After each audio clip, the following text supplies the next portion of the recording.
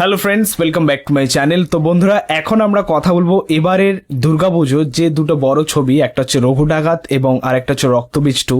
এই দুটো ছবির আমরা বক্স অফিস কালেকশনটা নিয়ে কথা বলবো, প্রথম দিনের কালেকশনটা নিয়ে কথা বলবো, প্রথম দিনে এই ছবিগুলো কত কালেকশন করলো, এবং বলে রাখি তোমাদেরকে যে এই ছবিগুলো ট্র্যাক করা রিপোর্টটা নিয়ে আমরা কথা বলবো। যে নাম্বারটা আমরা পেয়েছি, আমরা সেই নাম্বারটা নিয়ে কথা বলবো। অ্যাকচুয়ালি এখনো পর্যন্ত অফিসিয়ালি বা প্রোডাকশন হাউস থেকে কোনো আপডেট দেওয়া হয়নি বক্স অফিস নিয়ে।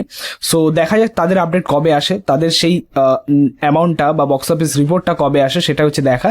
বাট এই মুহূর্তে যেটা ট্র্যাক করা রিপোর্ট, যেটা আমাদের সামনে, আমরা সেটা নিয়ে কথা। প্রথমত তোমাদেরকে এটা জানিয়ে রাখি যে এবারের দুর্গাপুজোর ছবিগুলোর মধ্যে ফার্স্ট আমার রঘু ডাকাত দেখা হয়ে গেছে, আমার প্রথম দিনই দেখা হয়েছে এবং পাবলিক রিয়াকশনও নেওয়া হয়ে গেছে, আপলোডও হয়ে গেছে, অবশ্যই চেক করবেন, আমার চ্যানেলেই আছে।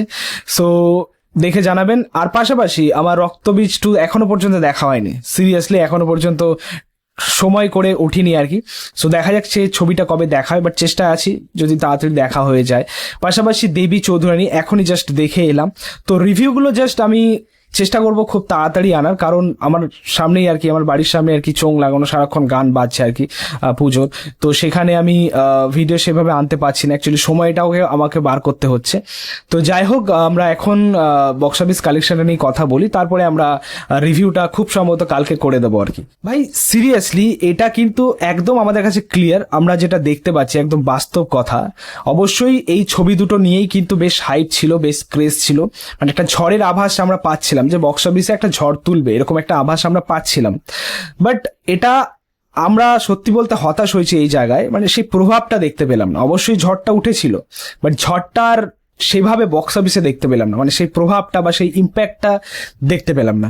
না ধূমকেতুর মতো কিছু করতে পেরেছে, না খাদানের মতো কিছু করতে পেরেছে, বা উল্টো দিকে যদি আমরা রক্তবীজ পার্ট 2 নিয়ে কথা বলি, না বহুরূপীর মতো কিছু করতে পারলো, না রক্তবীজ পার্ট 1 এর মতো কিছু করতে পারলো এখনো পর্যন্ত। তবে যাই হোক, এটুকু বলতে পারি যে পুজো এখনো বাকি রয়েছে, জাস্ট আজকে পঞ্চমী।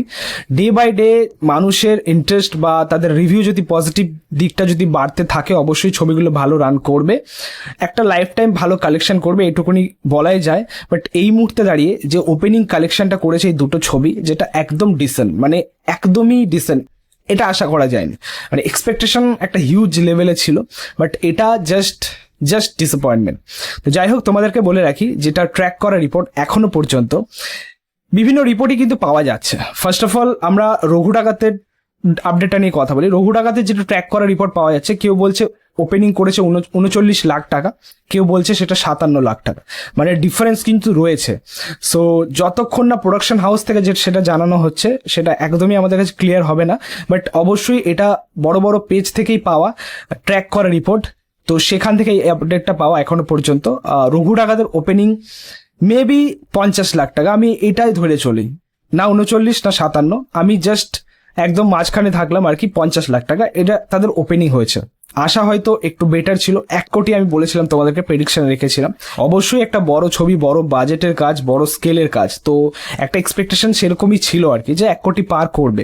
বাট যাই হোক, আমি অ্যাপ্রক্সিমেটলি 50 লাখ টাকাই বললাম ওপেনিং ডে কালেকশন। এবার দেখা যাক যে তাদের মানে মেকার্সদের তরফ থেকে কি নাম্বার আসে। নেক্সট আমরা যদি রক্তবীজ 2 এর বক্স অফিস কালেকশনে নিয়ে কথা বলি, দেখো অবশ্যই ছবিটার একটা ব্র্যান্ড ভ্যালু ছিল, ফার্স্ট পার্ট ওয়ার্ক করেছিল এবং পাশাপাশি উইন্ডোজ প্রোডাকশন হাউসের একটা ক্রেজ রয়েছে।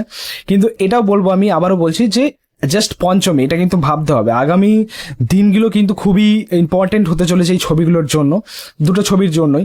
দর্শকের ভিড় বাড়বে সিনেমা হলে এবং চলবে।